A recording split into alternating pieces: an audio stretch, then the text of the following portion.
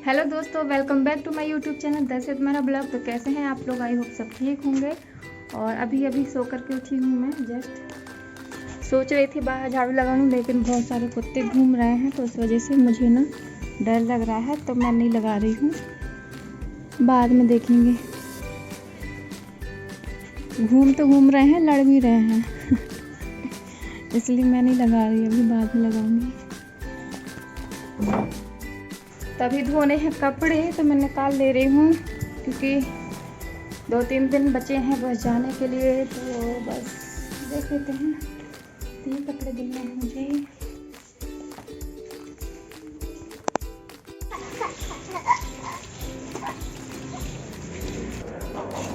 तो यहाँ पर लेकर के आए थे ये बाज़ार से सब्जी, तो मैं बस वही रख रही थी और सब छाँट वाट करके साफ़ करके, और साथ में मैं गोभी भी काट रही थी। तो एकदम छोटे छोटे टुकड़े में काट रही थी गोभी को।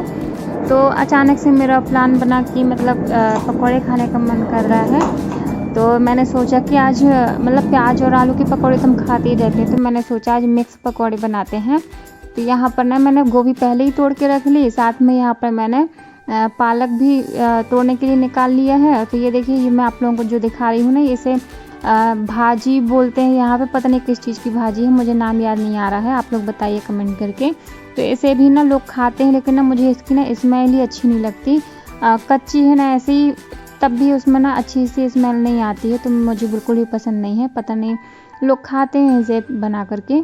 तो बस मैं वही पालक जितनी चाहिए थी उतनी मैंने तोड़ ली है पालक, और साथ में यहाँ पर मूली के पत्तों को भी अलग कर दे रही हूँ मूली से।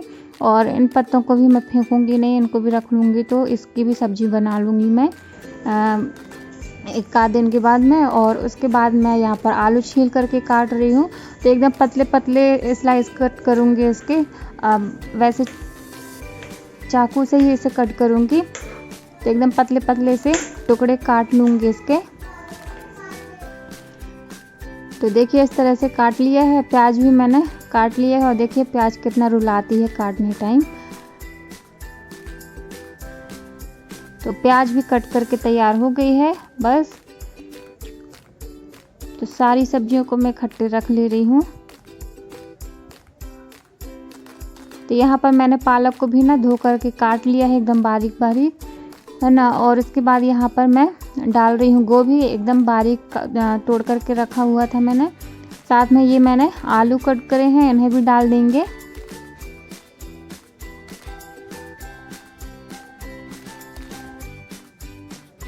उसके बाद बारी आती है यहाँ पर प्याज की। तो यहाँ पर मैंने हरी प्याज ली है, ठीक है। हरी प्याज के जो पत्ते होते हैं ना वो, और साथ में मैंने यहाँ पर प्याज के लंबे लंबे स्लाइस कट किए थे, उनको मैंने हाथ से मसल करके डाले हैं इसमें। मिर्च वगैरह मैं नहीं डाल रही हूँ, क्योंकि बच्चे भी खाएंगे तो उनके मुंह में आएंगे, तो थोड़ा सा उनको दिक्कत होगी। साथ में मैंने कद्दूकस किया हुआ अदरक डाल दिया है, धनिया पत्ती डाली है, अजवाइन डाल दिया है, और थोड़ा सा सौंफ डाल दिया। उसके बाद मैं यहाँ पर पिसे मसाले डालूँगी, हल्दी, धनिया, मिर्च और नमक। उसके बाद मैं इसमें थोड़ा सा चावल का आटा डाल दे रही हूँ, ताकि अच्छे क्रिस्पी बने, और साथ में थोड़ा सा सरसों का तेल डाल दे रही हूँ। उसके बाद ना मैं इसको अच्छे से मसल करके मिक्स कर लूँगी। तो पहले सारे मसाले और जो भी वेजिटेबल्स है ना वो सारे ना अच्छे से मिक्स हो जाएंगे। उसके बाद हम यहाँ पर ना बेसन ऐड करेंगे। तो जितनी ज़रूरत हो ना उतनी बेसन हम ऐड करेंगे यहाँ पर। तो देखिए मैं चम्मच से पहले 4 से 5 चम्मच बेसन डालूँगी, फिर मुझे जैसा लगेगा तो उसके हिसाब से फिर मैं यहाँ पर बेसन ऐड करूँगी। तो ना हमें अच्छे से मिक्स कर लेना है। यदि आपको ज़रूरत पड़ती है ना तो थोड़ा सा पानी का भी इस्तेमाल कर सकते हैं। तो ये हमारा जो पकौड़ों का जो बैटर है वो रेडी है, और तेल मैंने पहले ही चढ़ा दिया था गर्म होने के लिए। तो बस अब हम पकौड़े बना लेते हैं। और यकीन मानिए बहुत ही ज़्यादा टेस्टी बने थे पकौड़े, और टेस्ट भी बहुत ही अच्छा लग रहा था। और साथ में ना मैं क्या सोच रही थी कि पकौड़े तो बन ही रहे हैं, तो ये देखिए पकौड़े बन भी गए, और बाकी के मैं बनाती जाऊंगी और दूसरा भी काम करती जाऊंगी। तो पकौड़े मैंने बहुत सारे बना लिए थे, ठीक है। उसके बाद ना यहाँ पर मैंने सोचा कि टमाटर की चटनी तो हम खाते ही रहते हैं, तो अमरूद रखे हुए थे तो अमरूद की चटनी बना रही हूँ। तो यहाँ पर अमरूद और मिर्च ले लिया है, एक हरी मिर्च, वो ज़्यादा तीखी नहीं है। साथ में थोड़ा सा अदरक का टुकड़ा, और 1-2 मैंने लहसुन की कली डाली थी, और साथ में धनिया पत्ती डाला है। नमक डाल करके मैंने इसे अच्छे से पीस लिया है। तो तैयार हो चुकी है हमारी बिही की चटनी। हमारे यहाँ तो बिही बोलते हैं, तो बिही ही निकलता है मुँह से। तो ये है हमारी चटनी और पकौड़े। और चलिए अब हम इन्हें टेस्ट करवाते हैं।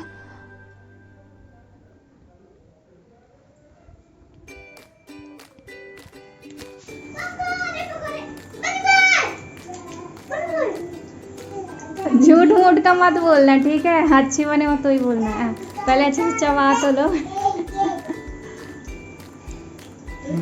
कैसे हैं? पक्का? झूठ कमेंट तो नहीं कर रहे ना? हैं? पक्का? चलो ठीक है। तुम लोगों को भी चाहिए? हाँ। ना देंगे तुम लोगों को। धुल लिए?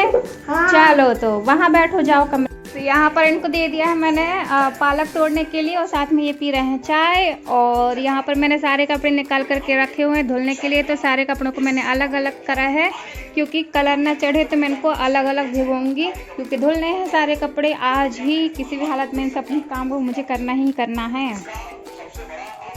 तो चाय कैसी बनी है निकू पापा?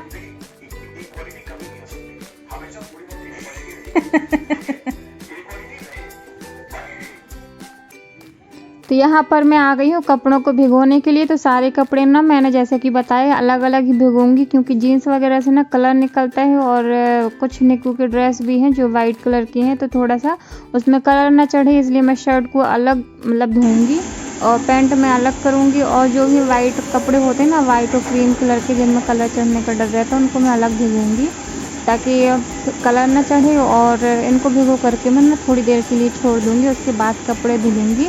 तो जब तक मैंने इनको भाजी दे दिया था तोड़ने के लिए, तो ये भाजी तोड़ देंगे। और उसके बाद मैं यहाँ पर जब तक थोड़ा खाना बनाने लग जाऊँगी, तो कपड़े भी जो हैं वो भीग जाएंगे। और फिर जितने हो सकेंगे मैं उतने कपड़े धो लूँगी, क्योंकि ज़्यादा टाइम भी नहीं था इसलिए।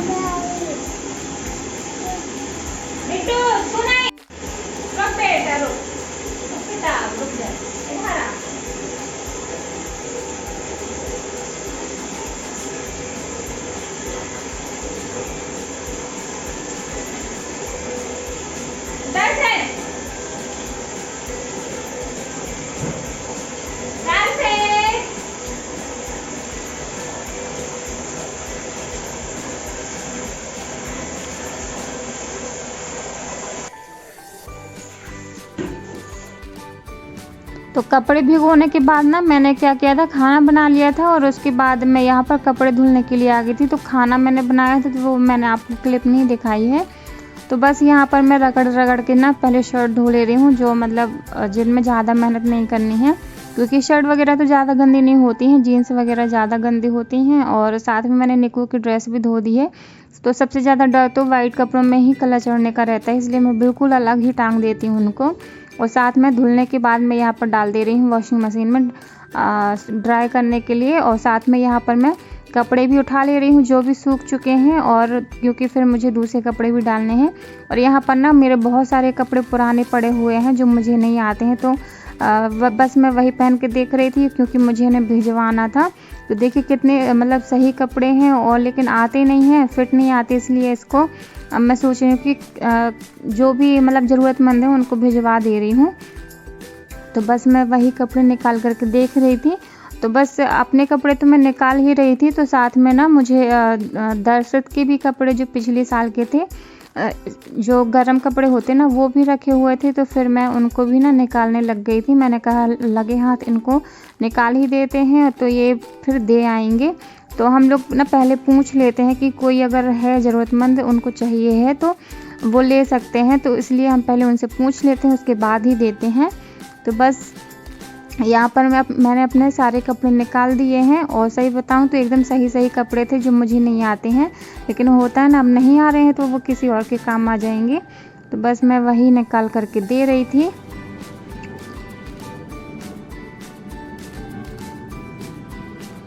तो सारे कपड़े मैंने यहाँ पर निकाल लिए, और मैंने इनसे दर्शत के कपड़े ही मंगा लिए हैं जो इधर उधर रखे थे, पड़े थे। तो उनको मैंने पहले ही धो करके रख लिए थे, क्योंकि किसी को देना है तो हम धुल करके साफ़ करके ही दें, तो वो ज़्यादा अच्छा रहता है।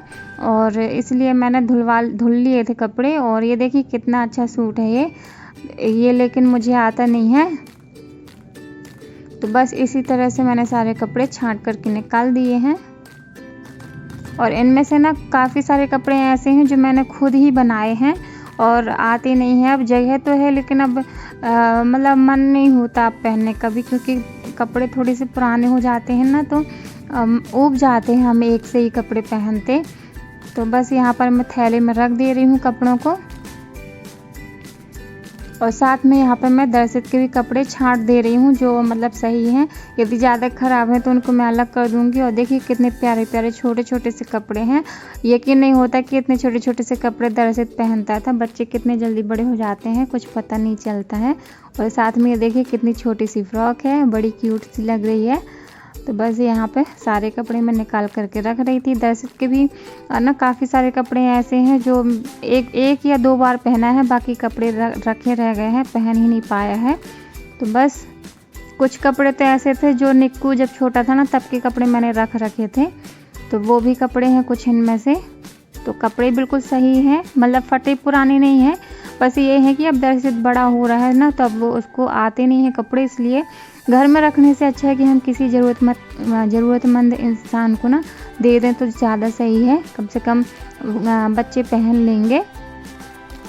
तो यहाँ पर मैं सारे कपड़े ना छांट करके रख दे रही हूँ, तो ये अभी दे आएंगे। तो काफ़ी सारे कपड़े हो गए थे, 2 से 3 थैले कपड़े हो गए थे, तो इन्होंने पहले एक एक करके दे आए हैं कि आज मैं तुम्हारे दे आ रहा हूँ, फिर बच्चों के दे आऊँगा। ऐसे करके दे दिए थे, 2-3 दिन में निपट गए थे कपड़े।